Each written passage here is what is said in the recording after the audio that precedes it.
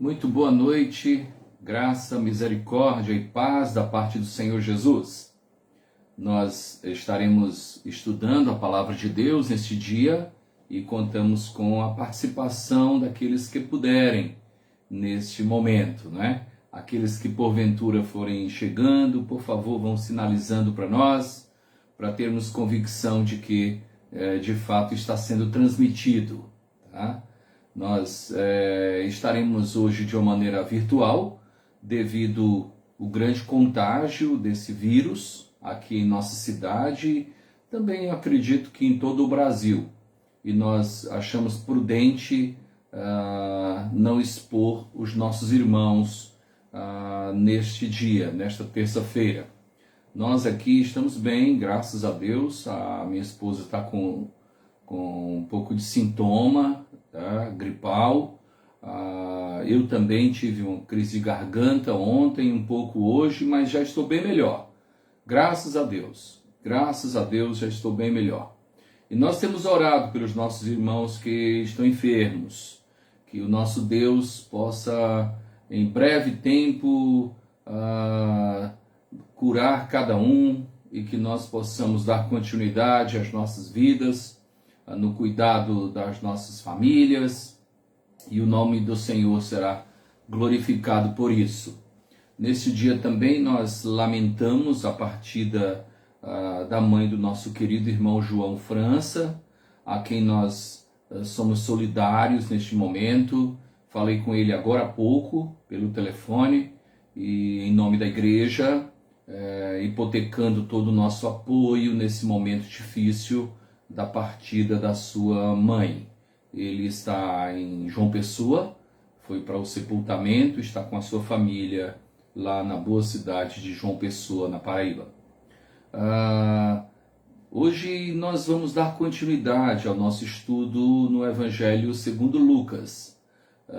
Estaremos estudando os versículos, capítulo 4, versículos de 31 a 37 a princípio.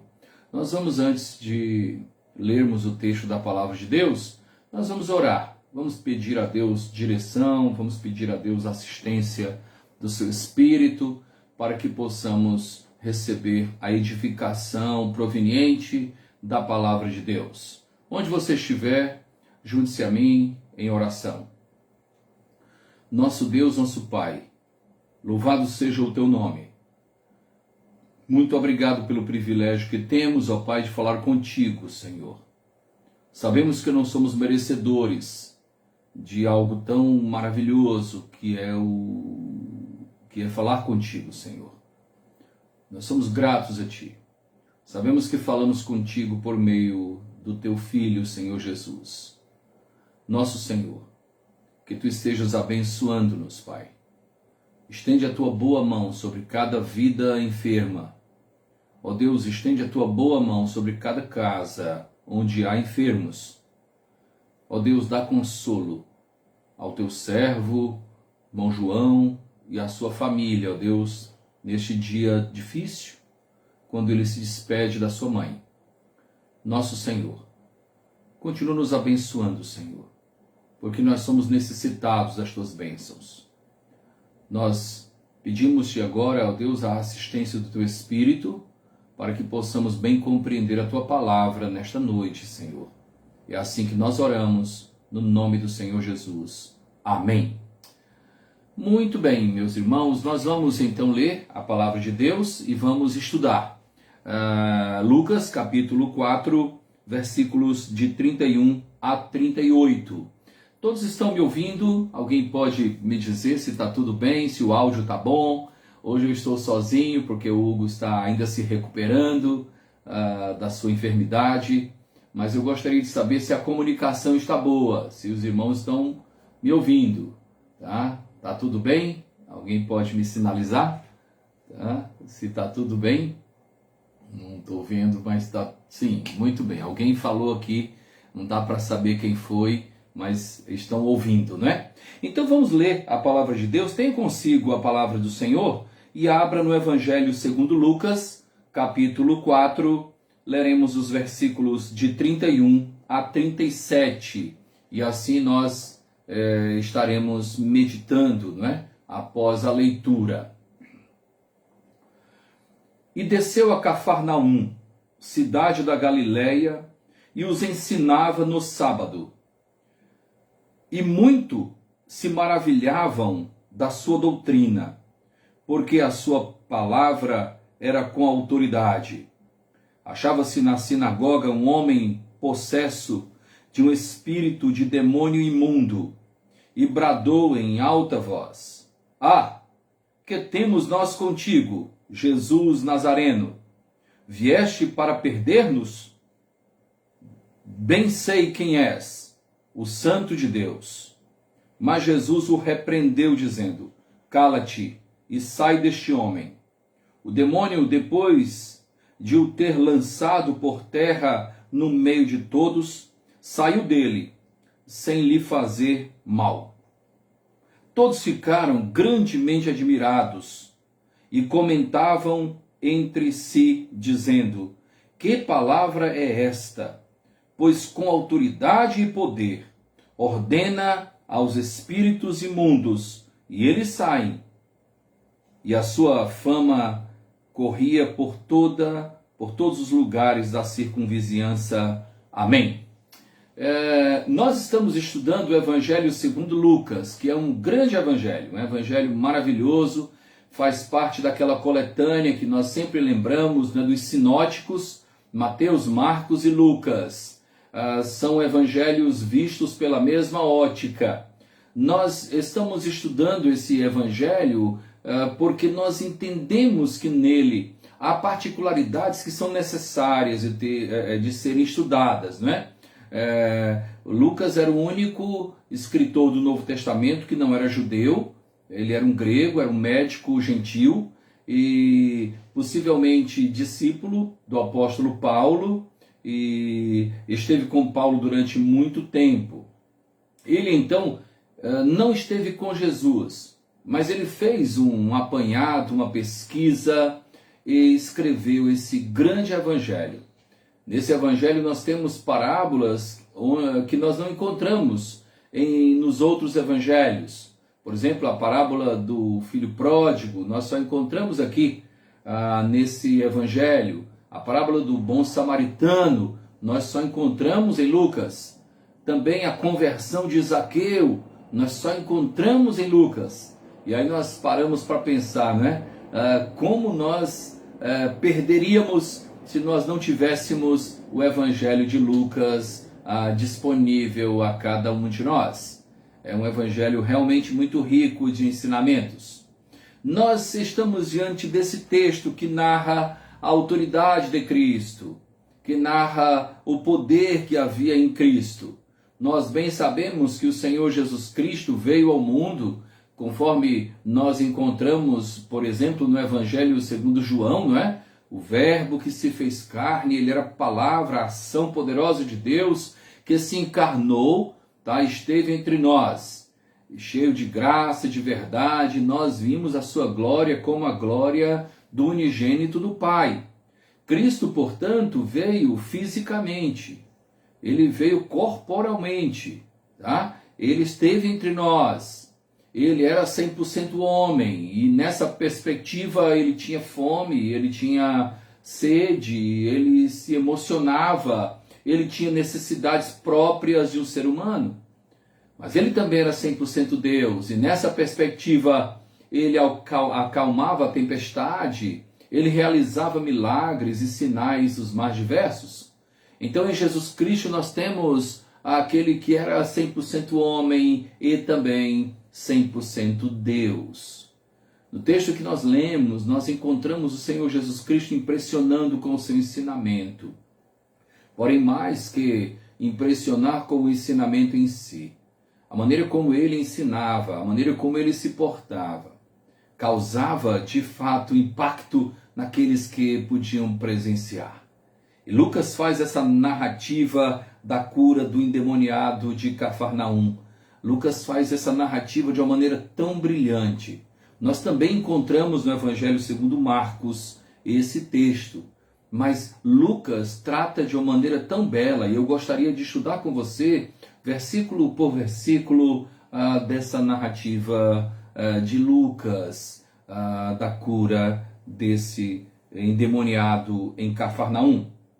O texto começa, versículo 31, e desceu a Cafarnaum, cidade da Galileia, e os ensinava no sábado.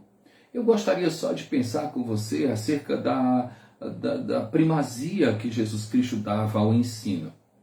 Muitas vezes nós visualizamos somente o seu poder curador. Muitas vezes nós visualizamos somente o seu poder de ressuscitar mortos, o seu poder de salvar. Mas nós encontramos em Cristo uma primazia no ensino. Ele priorizava o ensino, ele valorizava o ensino. Em muitos textos nós encontramos o Senhor Jesus Cristo abordando os mistérios do reino de Deus. O maior sermão, que é o Sermão da Montanha, nele nós encontramos todo um conteúdo de ensino, de doutrina a serem vivenciados pelos seus filhos, pelos seus seguidores, pelos seus discípulos. E nesse texto, Lucas faz questão de dizer que o Senhor Jesus estava na sinagoga, tá? Estava ensinando no sábado.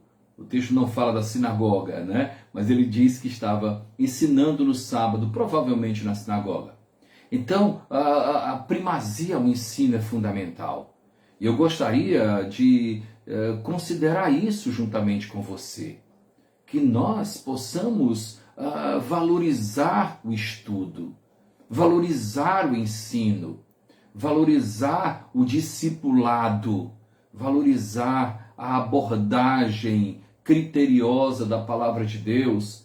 Tantas vezes nós nos encontramos em situações tão delicadas porque nós somos ignorantes em relação aos ensinos da palavra de Deus.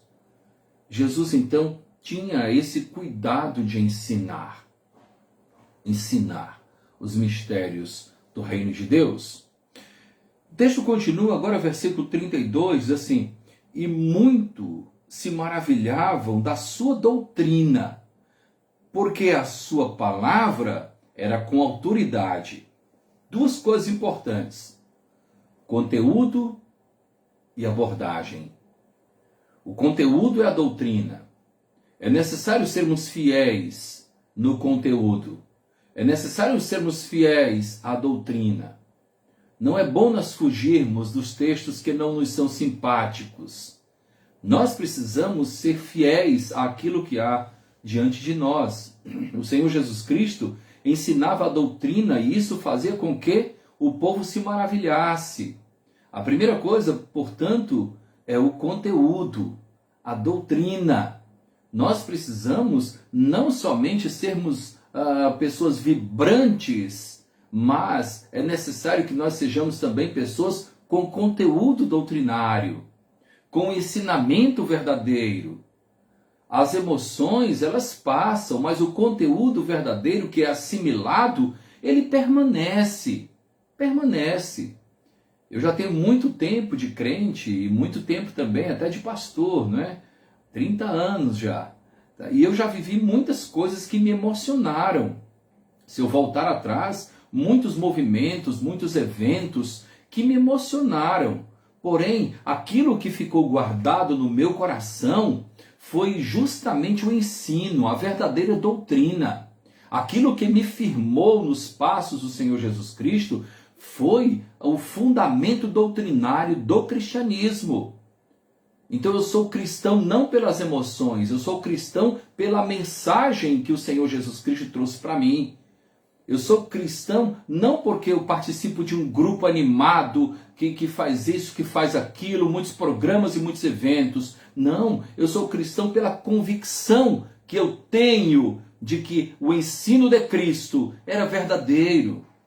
Não à toa a Bíblia diz que a fé vem pelo ouvir, e o ouvir a palavra de Deus. A doutrina verdadeira, o ensino legítimo, não emoções. Emoções nos salvam. Mas a assimilação da verdadeira palavra de Deus produz fé no nosso coração para a salvação. Então, duas coisas. A primeira é a doutrina. Jesus, então, impressionava pela doutrina. Existem pessoas que impressionam pelo desempenho, pela oratória. Existem pessoas que impressionam pela performance. Mas o ideal é que nós possamos impressionar pela doutrina verdadeira, pelo verdadeiro ensino. É isso que fará diferença para você, para sua família, para os seus filhos. Nós precisamos valorizar a verdadeira doutrina. E depois nós encontramos a segunda coisa, né? Eles se maravilhavam da doutrina e se maravilhavam também da autoridade. E essa autoridade era fundamental. Que tipo de autoridade eu posso ter hoje ao anunciar o Evangelho? A autoridade ao anunciar o Evangelho vem de nós sermos muito mais que pessoas que falam. Ela vem da nossa própria vida.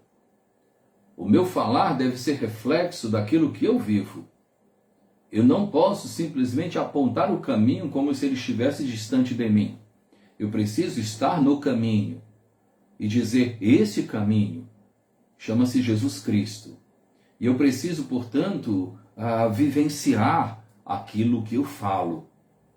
Do contrário, aquilo que eu falo pode muito bem ser ofuscado pela minha vida, pela minha conduta, pelas minhas ações, pelas minhas reações.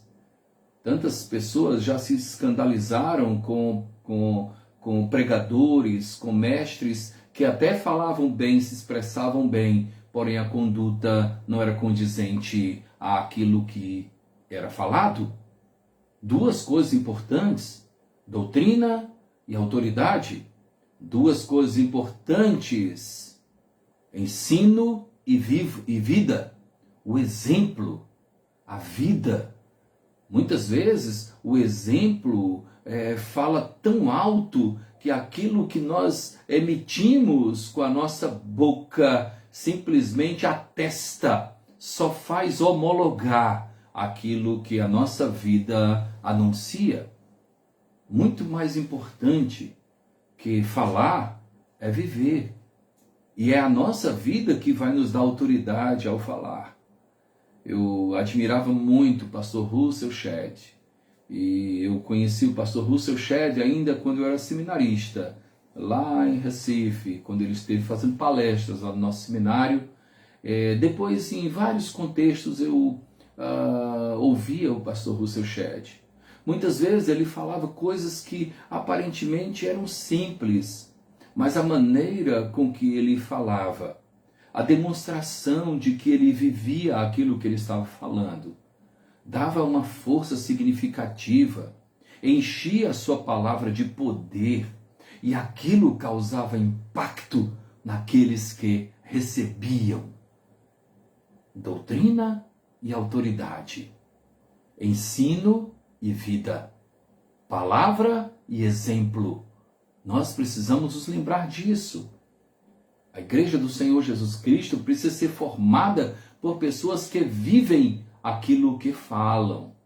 Precisamos, de fato, pôr em prática aquilo que nós temos como mensagem. Que a mensagem que nós proferimos esteja primeiramente na nossa própria conduta, na maneira como nós vivemos. Se eu me proponho a falar de perdão, eu preciso ser alguém que dispensa perdão constantemente? Se eu me proponho a falar de salvação, eu preciso viver como quem de fato é salvo, como alguém que de fato não tem a esperança limitada aos dias que passamos nesta vida? Se eu me proponho a falar de amor, eu preciso de fato amar ao próximo, tá? Porque se, como Jesus Cristo mesmo disse, né, aquele que não ama o seu próximo, como pode dizer que ama a Deus? Nós precisamos, portanto, demonstrar com a nossa vida aquilo que nós nos propomos a falar, aquilo que nós nos propomos a ensinar. Que a doutrina parta primeiramente da nossa própria conduta. E assim, certamente, as pessoas hão de se maravilhar. Porque não existe no mundo nada mais belo que o ensino cristão.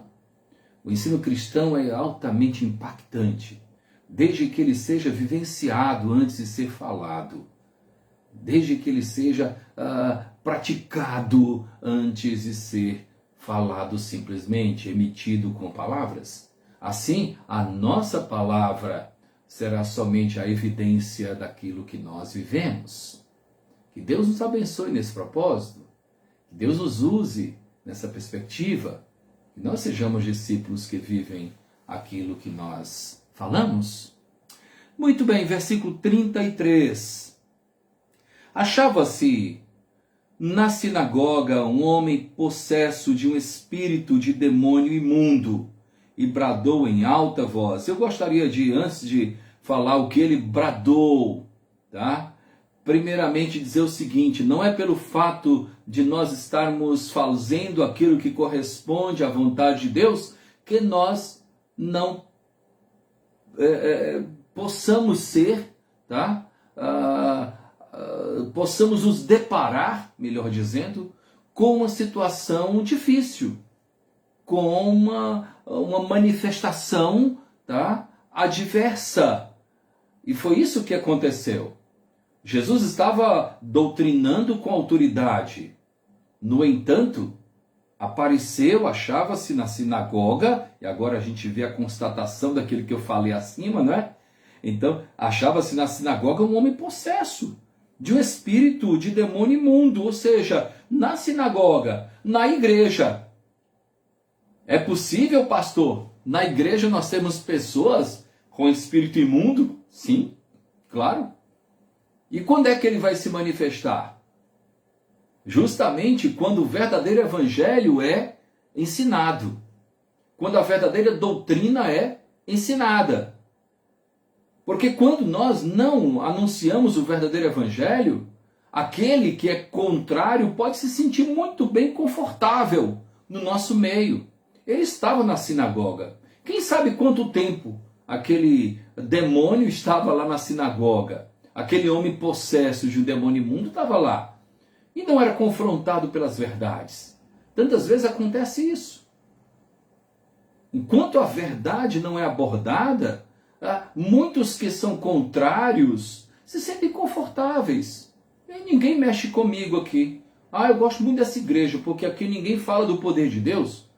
Eu gosto muito dessa igreja, eu vou ficar aqui confortável, porque aqui ninguém fala a respeito da gloriosa presença de Deus, daquilo que o poder de Deus opera nas vidas. Então eu vou ficar aqui bem confortável, né? Mas o que aconteceu foi diferente.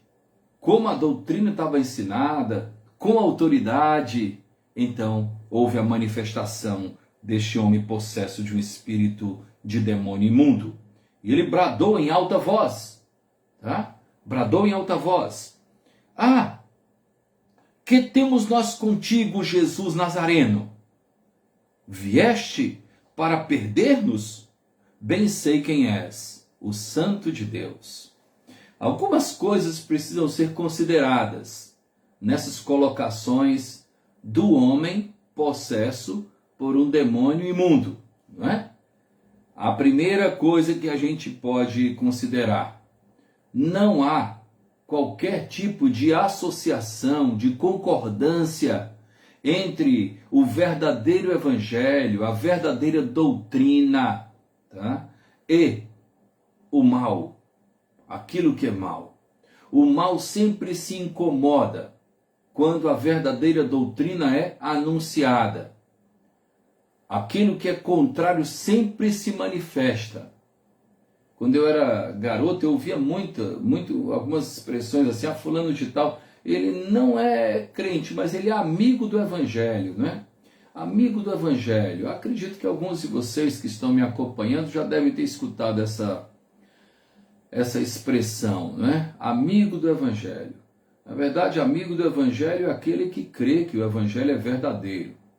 Porque aquele que não crê que o evangelho é verdadeiro, ele se torna inimigo do evangelho. E não é amigo do evangelho. Então existem pessoas que estão conosco, que são amadas por nós, que são bem-vindas, tá? Que são pessoas que estão sendo trabalhadas no evangelho. e estão sendo acessíveis à mensagem do Evangelho. Porém, aquele que não se associa às verdades do Evangelho não são amigos do Evangelho. Eles são inimigos, como o apóstolo Paulo escreve aos Filipenses. São inimigos da cruz de Cristo. Tá? O Deus é o ventre. Tá? E aí ele sai dizendo uma série de coisas a respeito das características daqueles que são inimigos da cruz de Cristo. Então, a primeira coisa é essa. Há um incômodo. O que temos nós contigo, Jesus Nazareno? A segunda coisa é que o demônio reconhece Jesus. Ele sabe quando Jesus está presente, que de fato aquelas adversidades que nós enfrentamos, os adversários da nossa vida, reconheçam quem está em nós. Reconheçam que Jesus está na nossa vida. E aí eu faço um link para essa colocação, terceira colocação deste homem. Ele diz assim: viestes para perder-nos. Ou seja, tu viestes para nos derrotar. A Bíblia diz que maior é o que está em nós do que o que está no mundo. Então, na verdade, quando nos deparamos com adversidades, com adversários, dentro do contexto espiritual, obviamente, porque a nossa luta não é contra carne nem sangue, é luta espiritual, tá? Nós nos deparamos com aquele que é maior do que o que está no mundo. Então nós em Cristo Jesus, nas palavras do apóstolo Paulo, somos mais que vencedores, por amor daquele que nos amou e se entregou em nosso lugar. A nossa vitória está em Cristo. É uma vitória alcançada por meio da fé.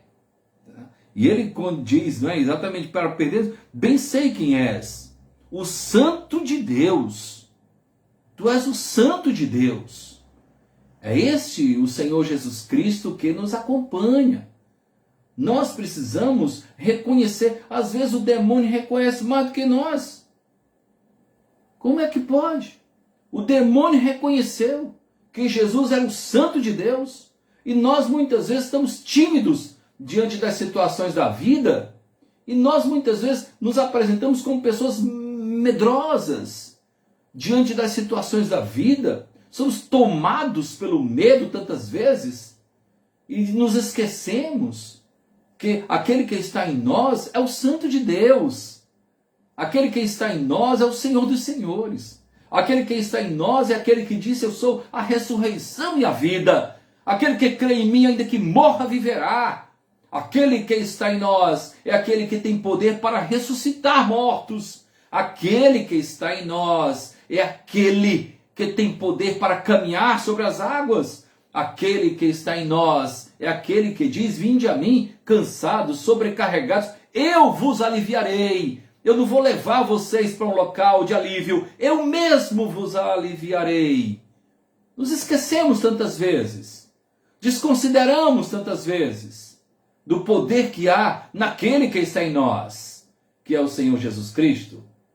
Ele está em nós. Aquele que disse: na casa de meu pai há muitas moradas.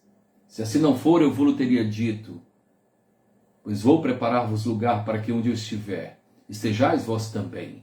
Aquele que está em nós é o Deus Todo-Poderoso, aquele que veio buscar e salvar o que se havia perdido. O demônio reconheceu: tu és o Santo de Deus. Que nós possamos reconhecer de onde de fato vem a nossa salvação. Aquele que está em nós é o nosso Salvador, é o Emanuel, é Deus conosco, é o Criador que se materializou, que se tornou gente, que morreu em nosso lugar, que verteu seu sangue lá na cruz do Calvário para nos trazer salvação. Aquele que está em nós é maior que toda a adversidade que porventura nós venhamos a enfrentar ao longo da nossa vida. Os demônios reconhecem. Eu lembro de Tiago, quando ele diz assim: vocês dizem que acreditam em Deus, creem em Deus, até os demônios creem e estremecem. Foi exatamente isso que aconteceu aqui. Aquele que está em nós é Deus Todo-Poderoso que se encarnou. O versículo 35 diz: mas Jesus o repreendeu, dizendo: cala-te e sai deste homem. O repreendeu e disse, não pediu por favor, o repreendeu e disse: cala-te e sai deste homem. O demônio, depois de o ter lançado por terra no meio de todos, saiu dele sem lhe fazer mal. A palavra do Senhor Jesus Cristo é única. Ele decreta, ele não pede, ele não sugere, ele não aconselha. Ele decreta. As coisas que vêm de Deus são decretos do Senhor. Cabe a nós nos alinharmos àquilo que representa, ou que representam os termos de Deus, os decretos de Deus. Porque Deus não aconselha, ele decreta: sai deste homem. E o demônio saiu. Nós precisamos observar aquilo que Deus tem para a nossa vida como sendo de fato ordens, decretos para o nosso viver. Não são conselhos. O Senhor tem algo para a nossa vida sim. Tantas vezes nós não ouvimos ou não consideramos, porque somos pessoas, tantas vezes, de corações duros. Mas o que Deus tem para nós é decreto. Versículo 36. Todos ficaram grandemente admirados e comentavam entre si, dizendo: que palavra é esta? Pois, com autoridade e poder, ordena aos espíritos imundos e eles saem. Que palavra é esta? É a palavra do Deus vivo. É a palavra do Emanuel. É a palavra de Cristo. É a palavra do Senhor. Eu às vezes me deparo com pessoas que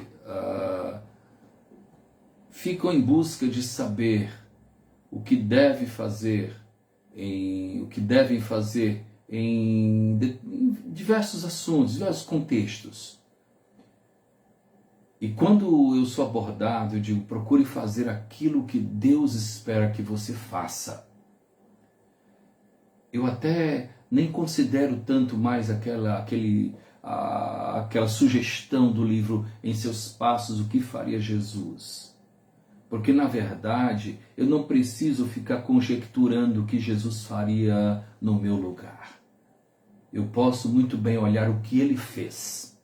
E o que ele fez deve representar o referencial para a minha conduta, para aquilo que eu devo fazer. Como Jesus lidou com as situações, como Jesus lidou com os seus, como Jesus lidou com seus inimigos, como Jesus lidou com os diversos contextos que ele esteve, como Jesus lidou. Então, o que ele fez representa o referencial para nós. Afinal de contas, nós estamos sendo formados à imagem dele. Estamos sendo formados à imagem do Filho de Deus. Então a sua conduta deve representar o exemplo a ser seguido, o referencial para cada um de nós. Jesus, em sua sensibilidade, acolheu uma mulher samaritana. Jesus, em sua sensibilidade, acolheu a mulher apanhada em adultério. Jesus, em sua sensibilidade, chamou um homem conhecido como desonesto para ir até a casa deles. Zaqueu, desce dessa árvore, eu preciso ir à tua casa. Jesus, em sua sensibilidade, alimentou multidões. Jesus, em sua sensibilidade, dispensou graça salvadora, graça abundante, onde ele passou. Se eu pretendo de fato fazer aquilo que Cristo espera que eu faça, eu preciso ser um dispenseiro da graça de Deus, um dispenseiro da graça de Cristo, e que onde eu estiver, todos possam perceber que Jesus está em mim. Que desafio! É isso que Deus espera de um cristão. É isso que Deus espera de um crente. Que onde nós estivermos, que as pessoas possam compreender que pela nossa presença, Jesus está lá, Cristo está lá. Finalmente, versículo 37. E a sua fama corria por todos os lugares da circunvizinhança. Jesus, então, passou a ser conhecido. Não porque ele era famoso nas mídias, não é? Não porque ele fazia mágicas, mas porque ele ensinava a boa doutrina, mas porque ele ensinava com autoridade, mas porque ele tinha poder sobre o mal, mas porque Deus estava nele, porque de fato ele manifestava o poder de Deus. O meu desejo é que nós também sejamos assim. O meu desejo é que a igreja do Senhor Jesus Cristo também seja assim. Que a igreja do Senhor Jesus Cristo seja conhecida pela manifestação do amor de Deus, do perdão de Deus, do poder de Deus. Que a igreja do Senhor Jesus Cristo seja uma agência de esperança para essa humanidade tão perdida. Que a igreja do Senhor Jesus Cristo seja de fato a representatividade da presença do Senhor aqui entre nós. Que Deus nos abençoe nesse propósito, que Deus nos abençoe nesse sentido, que nós sejamos de fato luz, sal, que nós possamos refletir a graça do Senhor Jesus Cristo. Amém? Amém, né? Amém. Que Deus nos abençoe, nos fortaleça, nos encha de esperança e que nós possamos de fato fazer grande diferença onde estivermos. E o nosso Deus será glorificado por meio da nossa vida, vida que Ele resgatou, vida que Ele transportou do império das trevas para o reino do Filho do seu amor. Que Deus nos abençoe. Que o nosso Senhor esteja comigo, com você e com toda a sua casa. Que Deus possa ser o nosso Deus e que nós possamos amá-lo sobre todas as coisas. Uma boa noite, graça e paz da parte do Senhor Jesus.